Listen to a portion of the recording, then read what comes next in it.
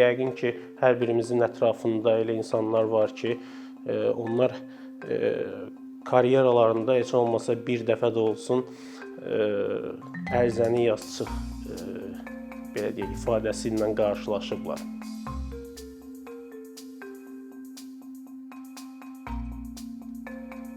Əmək Məcəlləsində əmək müqaviləsinə xitam verilməsinin bir neçə halı nəzərdə tutulmuşdur. Yəni, bir neçə əsasla əmək müqaviləsinə xitam verilir. Bunlardan ən çox tətbiq olunan da işçilər tərəfindən ərizə yazılaraq əmək müqaviləsinə xitam verilməsi halıdır. Əmək Məcəlləsinin 69-cu maddəsinin 1-ci hissəsinə əsasən işçilər bir ay öncədən işə götürəni xəbərdar etməklə əmək müqavilələrinə, yəni ərizə yazaraq əmək müqavilələrinə xitam verə bilərlər. Yəni, bu praktikada ən çox tətbiq olunan haldır. Ancaq təəssüf ki, hər zaman işçilər öz iradələri altında bu ərizəni yazmırlar. İşə götürənlər tərəfindən müxtəlif təzyiq vasitələri olur və yəqin ki, hər birimizin ətrafında elə insanlar var ki, onlar karyeralarında heç olmasa bir dəfə də olsun ərizəni yaz çıx belə deyək, ifadəsi ilə qarşılaşıblar. Çox məşhur bir nümunəni gətirmək istəyirəm.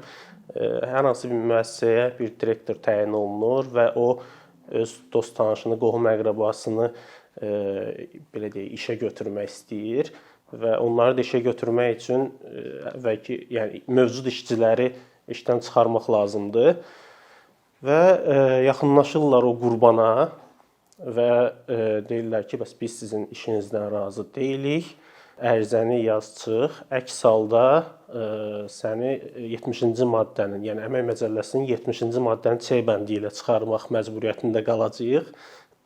Ancaq biz 70-ci maddənin C bəndi ilə səni çıxarmaq istəmirik, çünki gələcək karyeranı belə deyək, çətinə salmaq istəmirik. Ona görə yaxşısı budur, gəl ərizəni yaz çıx. Və işçi əgər bundan imtina eləyirsə, həmin işçiyə qarşı təzyiqlər başlayır. Ona belə deyək, iş yerində müxtəlif aktlar tərtib olunur və ya deyək ki, digər işçilər həmin işçiyə qarşı doldurulur və s. Belə olan halda bəzi işçilər bu təzyiqlərə davam gətirməyib ərizə yazıb çıxmağa məcbur olurlar. Bəzi işçilər isə bu təzyiqlərə tab gətirərək yenə də ərizə yazmaqdan imtina edirlər və təəssüf ki, o işçilərin axırı yenə işə götürən dediyi kimi 70-ci maddənin C bəndi ilə çıxarılmaları olur. Burada fərqli nümunələr də göstərmək olar. Tək yeni rəhbərin gəlib işçiləri çıxarması deyil, öz hüquqlarını tələb edən işçilərin və ya işə götürənin hansısa bir qanuna zidd davranışından əmək müfəttişliyinə şikayət etmiş işçinin, ondan başqa deyək ki, axşam saat 8-ə 9-a qədər qalıb işləmək istəməyən işçinin işdən çıxarılması işə götürən üçün önəmli bir məsələyə çevrilir və belə olan hallarda işə götürənlər bu üsula əl atırlar. Ərizəni yaz çıx deyirlər və işçi ərizəsini yazmadıqda onu başqa üsullarla işdən çıxarırlar. Əvvəlcə ondan başlayaq ki, ərizəsini yazmağa məcbur edilmiş işçilərin hansı hüquqi yollara başvurmaq hüquqları var. Birincisi odur ki, işçi ərizəsini geri götürə bilər. Yəni, işə götürənə təkrar ərizə yazaraq yazdığı, işdən çıxmaq barədə yazdığı ərizəni geri götürə bilər. Ancaq bu hər zaman mümkün olmaya bilir. Bildiyimiz kimi xəbərdarlıq müddəti var, 1 aylıq xəbərdarlıq müddəti. Yəni, işçi 1 ay sonraya belə deyək, ərizəsini yazır və ya işə götürən razıdırsa, bu 1 ay daha qısa müddət ola bilər. Yəni, o xəbərdarlıq müddəti ərzində işə götürən işçiyə yeni işçinin, onun yerinə yeni işçinin alınması barədə rəsmi yazılı bildiriş göndərməsin. Əgər işçiyə belə bir rəsmi yazılı bildiriş göndəribsə, işçinin artıq ərizəni geri götürməsi mümkün olmur. Bundan başqa işçilərin hüquqları var ki, məhkəməyə müraciət edib işə bərpa olunmalarını tələb eləsinlər və məcburi buraxdıqları iş günlərinə görə əmək haqqlarını tələb eləsinlər. Hətta onlara edilən psixoloji təzyiqlər nəticəsində çəkdikləri mənəvi istiraba görə mənəvi təzminat tələb eləsinlər. Bu hüququ bizə hansı maddə verir? Əmək Məcəlləsinin 69-cu maddəsinin 7-ci bəndinə əsasən işəgötürən tərəfindən işçiyə zor tətbiq edilərək və ya hədə-qorxu gələrək onu işdən çıxmaq barədə ərizə yazmağa məcbur etmə qadağandır və belə halla qarşılaşan işçilər işəgötürənin işçinin işdən çıxarılması barədə əmrini etibarsız hesab edilməsi üçün məhkəməyə müraciət edə bilərlər. Bunun üçün işçidən bəzi məsələləri sübuta yetirmək lazımdır ki, hansı ki o həqiqətən də məhkəmədə sübuta yetirməlidir ki, ona müxtəlif təzyiqlər olub, psixoloji və ya fiziki təzyiqlər də ola bilər hətta. Bunları məhkəmə qaydasında sübuta yetirməlidir. Sübuta yetirmək də hansı şəkildə ola bilər? Məsələn, belə bir faktı iş yoldaşları görübsə, onlar gəlib məhkəmədə şahid kimi ifadə verə bilərlər və ya işə götürən tərəfindən işçiyə bu mövzuda, yəni ərizə yazması mövzusunda müxtəlif maillər yazıla bilər, WhatsApp-da səs atıla bilər və ya digər platformalardan istifadə edilərək ərizə yazmasına məcbur edilmə halı ola bilər. Yəni belə deyək, əlində bu faktı təsdiqləyən yazılı, görüntü, səsli bütün materialları məhkəməyə təqdim etməklə o özünə qarşı olan, belə deyək, psixoloji təzyiqi məhkəmədə sübuta yetirə bilər və əgər məhkəmə həqiqətən də bu faktların mövcud olduğunu görərsə, onun işə bərpa olunması barədə qərar çıxaracaq. Yox, əgər işçinin əlində hansısa bir fakt yoxdursa, bu da yenə belə deyək, onun hüquqlarının yerdə qalacağı mənasına gəlmir. Bu kimi hallarda bəzən məhkəmənin daxili inamı da rol oynayır. Maraqlı bir məhkəmə işi olmuşdu. İşə götürən işçiyə ərizə yazması üçün təzyiq edir və işçi işə götürənə bir məktub yazır ki, bəs mənim ailə vəziyyətim, maddi durumum yaxşı deyil, xahiş edirəm məni işdən çıxarmayasınız.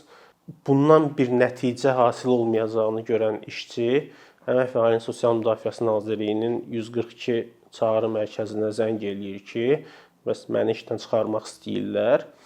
Xahiş edirəm buna əngəl olasınız. Təbii ki, bu 142 çağrı mərkəzinin səlahiyyətində olan bir məsələ deyil. İşçi öz ərizəsini yazır. Yenə də bu təzyiqlərə davam gətirməyərək ərizəsini yazır. Ancaq məhkəmədə, yəni iddia ərizəsində işə götürən məktub yazdığını, Əmək və Ailənin Sosial Müdafiəsi Nazirliyinin çağrı mərkəzinə zəng elədiyini, bütün bu faktları orada qeyd eləyir və məhkəmə həmin o 142 çağrı mərkəzinə sorğu verir ki, həqiqətən də belə bir zəng olubmu? Onlar da həmin o zəngin səs yazısını məhkəməyə təqdim eləyirlər və məhkəmə həm o məktubun surətini, həm o səs yazısını əsas götürərək belə bir qənaətə gəlir ki, həqiqətən də işçinin işdən çıxmaq barədə bir niyyəti olmayıb. Bu onun iradəsi xaricində müxtəlif ona təzyiqlər olunaraq baş verib. Və həmin işdə iddiaçının iddiası təmin olunmuşdu. Bu Bakı Apellyasiya Məhkəməsinin qərarındaydı səhv eləmirəmsə və Ali Məhkəmədə həmin qərarı qüvvədə saxlayır. Bir də bəzən işçilərin əlində xüsusi bir sübutları olmur, materialları olmur. Belə olan halda orada müxtəlif nüanslar var. Onlara diqqət eləyə bilər, yəni bu cür problemlərlə qarşılaşan işçilər.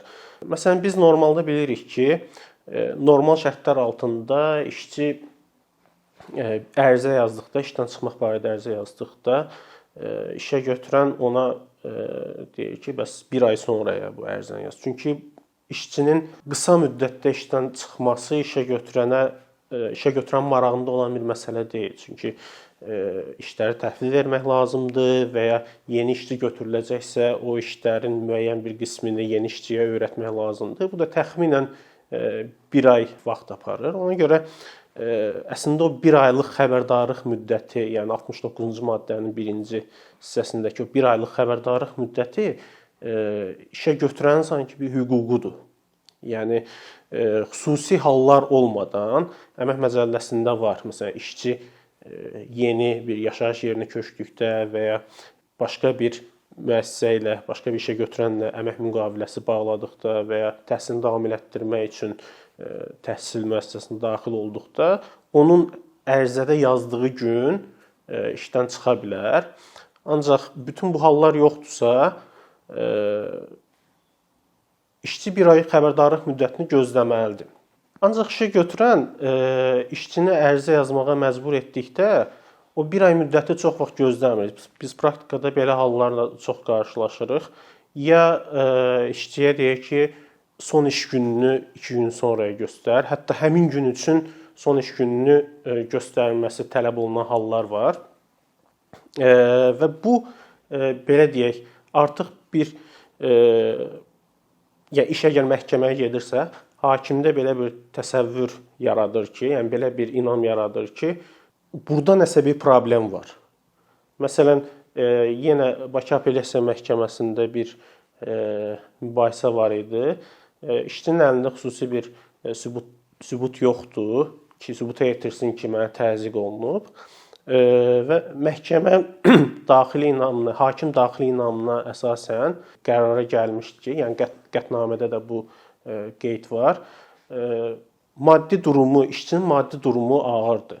Onun ailəsini dolandırmağa başqa bir gəlir qaynağı yoxdur. Və belə bir adamın ərizə yazması və həmin gündə işdən çıxması barədə ərizə yazması məntiqə sığmır. Yəni bir işçi nəyə görə işdən çıxsın? Demək ki, burada işçiyə müəyyən təzyiqlər olubdur. Təbii ki, onsuz da iddia ərizəsi verəndə işçi iddia ərizəsində ona olan təzyiqləri göstərir. Amma bəzən sübutlar olmur. O baxımdan məhkəmələrin, yəni hakimlərin daxili inamı da burada önəmli rol oynayır. Deyək ki, işçi ərizəsini yazmadı. Yəni imtina elədi, bütün təzyiqlərə dözdü. Axıra qədər dedi ki, mən ərizəmi yazmayacağam və o 70-ci maddənin C bəndi ilə işdən çıxarıldı. Belə olan halda işçi nə etməlidir? Yenə məhkəməyə müraciət etməlidir. Bayaq dediyimiz kimi yenə işə bərpa olunmağını, məcburi buraxdığı iş günləri üçün əmək haqqının ödənilməyini tələb etməlidir. Bu 70-ci maddənin C bəndi nədir? Ona bir aydınlıq gətirək. Bayaqdan izah eləyirik, yəni adını çəkirik.